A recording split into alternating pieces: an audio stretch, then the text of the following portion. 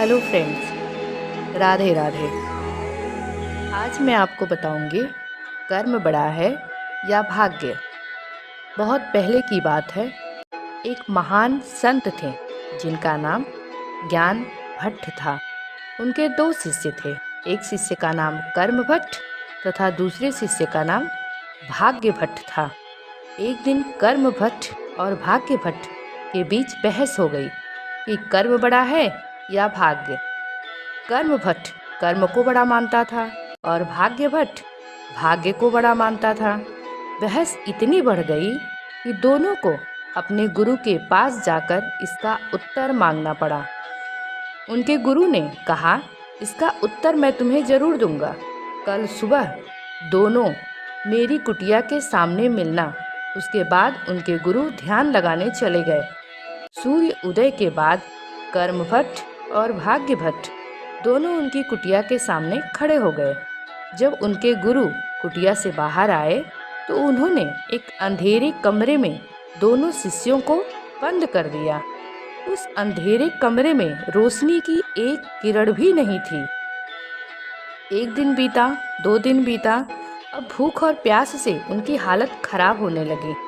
भाग्य भट्ट ने सोचा, जो मेरे भाग्य में लिखा है वो तो होकर रहेगा और उसे मैं बदल नहीं सकता, तो चलो मैं राम नाम ही जप लेता हूँ। ऐसा सोचकर भाग्य भट्ट ने राम राम जपना शुरू कर दिया। मगर कर्म भट्ट को ये मंजूर नहीं था। उसने सोचा, मुझे तो कर्म करना पड़ेगा, नहीं तो मैं भूखा ही मर जाऊंगा। वो खड़ा हुआ और इधर उधर खाने पीने की तलाश शुरू कर दी। कभी उसके सर में चोट लगती तो कभी पैर में, मगर वो थका नहीं और खोजता रहा। उस कमरे में आखिर में उसे एक मटका मिला। उस मटके के अंदर हाथ डाला तो उसे उस मटके के अंदर चने मिले। चने को पाकर वो इतना खुश हुआ जैसे उसे अमृत मिल गया हो। फिर बैठकर उन चनों को खाने लगा। चना खाते खाते उसके मुंह में कंकड़ आ जाते थे। उन कंकड़ों को वो भाग्य भट्ट को दे दिया करता था। अगली सुबह जब उनके गुरु ने उस कमरे का दरवाजा खोला तो कर्म भट्ट का पेट तो भरा था, पर भाग्य भट्ट का पेट खाली था। और जब उस कमरे में रोशनी आई तो कर्म भट्ट के होश ही उड़ गए। कर्म भट्ट जो भाग्य भट्ट को कंकड़ समझ करके दे रहा था, वो कंकड़ नहीं थे, वो सब हीरे थे। तो इस कहानी से आप क्या सीखे, हमें कमेंट करके ज़रूर बताइएगा।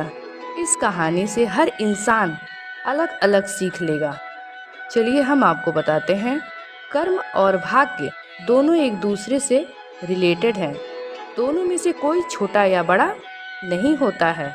यदि आप कर्म नहीं करोगे तो आपका अच्छा भाग्य नहीं बनेगा, और अगर आपका अच्छा भाग्य नहीं बनेगा तो आप कर्म भी ठीक से नहीं करोगे।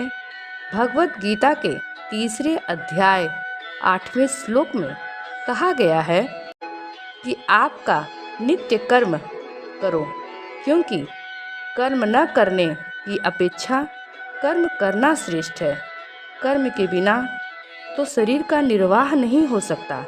अभी मैं जो आपको कहानी सुनाई हूँ उसमें तो दोनों को अपना कर्म करना पड़ा। एक को साधना करना पड़ा तो दूसरे को खाने की तलाश।